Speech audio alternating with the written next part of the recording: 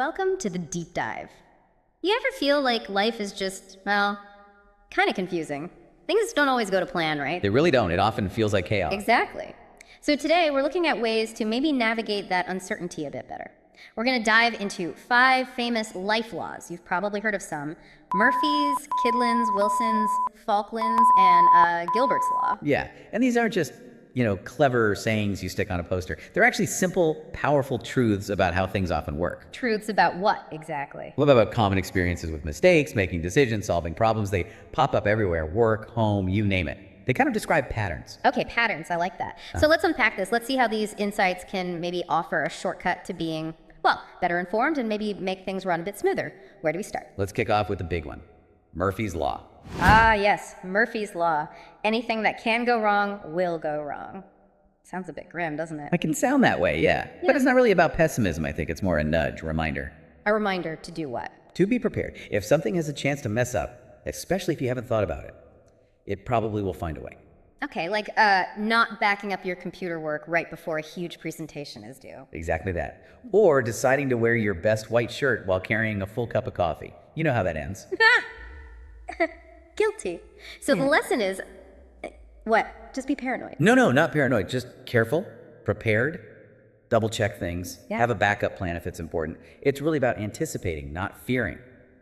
Risk management, basically. Got it. Anticipate, prepare. Okay, that makes sense. So moving on from things going wrong, what about when you're just stuck feeling overwhelmed? Well, that leads us nicely into Kydland's Law. This one's really interesting for tackling that feeling. Okay, Kydland's Law, what's the gist? It goes, if you can write a problem clearly, you are halfway to solving it. Write it down. So just putting pen to paper or fingers to keyboard actually helps. It really does. Think about it. When a problem feels huge and vague, like I've got too much work or I'm stressed about this project. Yeah, that big cloud of worry. Right. But if you actually sit down and write out specific tasks, like, okay, step 1 is research, step 2 is outline, suddenly that cloud starts to break apart. It feels doable. Or even just feeling upset about something. Maybe writing it in a journal helps figure out why you're upset. Exactly. That's the fascinating part. The act of getting it out of your head and onto paper, it sort of externalizes it. Yeah. It lets your brain stop just holding on to the anxiety and actually start analyzing the pieces. And then solutions can just pop up. Often, yeah. Or at least the next step becomes clear. It frees up mental space. Okay, I like that. Write it down to figure it out. But what if you don't even know what problem you're supposed to be writing down? Well, that brings us neatly to the next one. Wilson's Law. Wilson's Law. Let me guess, this is about confusion. Spot on. It says, if you don't know what you're supposed to be doing, you'll end up doing it forever. It really highlights how much time ambiguity can waste. Oh, I feel this one. Like your boss just says, hey, can you make a report? Right. And you think, okay, but you don't ask, what data, how long should it be, what format. So you spend ages on it. Only to be told it's completely wrong and you have to redo it, maybe multiple times. Exactly. Or, being asked to help clean the house and you spend an hour tidying the living room when they really meant the kitchen needed scrubbing. Total waste of effort because the goal wasn't clear. So this raises a big question then, doesn't it? How much effort do you, the listener, waste just by not getting clarity first? It's huge. Always ask those clarifying questions before you dive in. What does done look like? What's the priority? Clarity saves so much time and frustration. Okay, so get clear instructions, but what about making the actual decision itself? Sometimes we rush things. That leads us perfectly to Falkland's Law. This one is all about the power of, waiting. Falkland's Law. When it is not necessary to decide, it is necessary not to decide. So just don't decide things. Sounds like procrastination. It can look like it, but it's different. It's about strategic patience. If a decision isn't actually urgent, don't force it. Don't rush. Why not? What's the benefit of waiting? Well, sometimes waiting brings more information to light. Maybe a better option appears. Like wanting a new phone, but waiting a bit. Maybe a new model comes out, or there's a sale. Precisely. Or think about getting an angry email or text. Your impulse is to fire back immediately, right? Oh yeah, definitely. Falkland's Law suggests, wait, cool down, don't say something you'll regret. Waiting often leads to a much better, more considered response, or maybe reveals the decision wasn't needed at all. Impulse decisions can really backfire. So patience is a strategy. Don't rush if you don't have to. Interesting. That kind of ties into the last law, doesn't it? About knowing what to do. It does, in a way.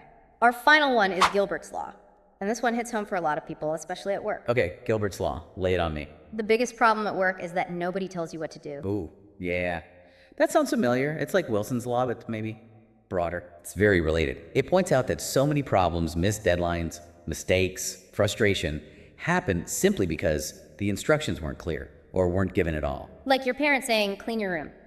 Okay, but what does clean mean? Put clothes away, tidy the desk. Both. Exactly. If you don't ask, you'll probably guess wrong or miss the main thing they wanted done. You do what you think is needed, not what is needed. So it underlines that communication point again. Absolutely. It's a fundamental truth. Don't assume, don't guess, ask. The person giving the task needs to be clear, and the person doing it needs to ask until it is clear. It makes everything faster and better for everyone. Okay, wow, 5 laws, but they really connect, don't they?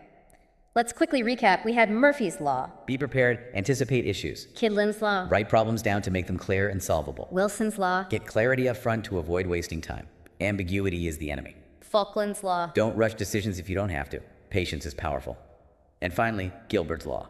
Ask for clear instructions, don't just guess what needs doing. Right, they seem simple, maybe even obvious when you lay them out like this. But applying them consistently, that's the trick.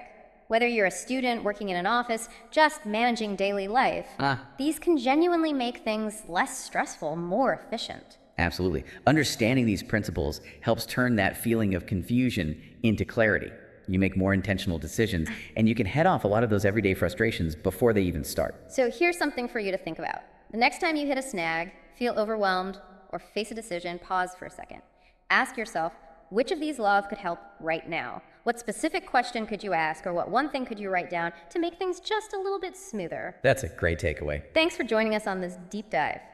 Like, comment, and subscribe.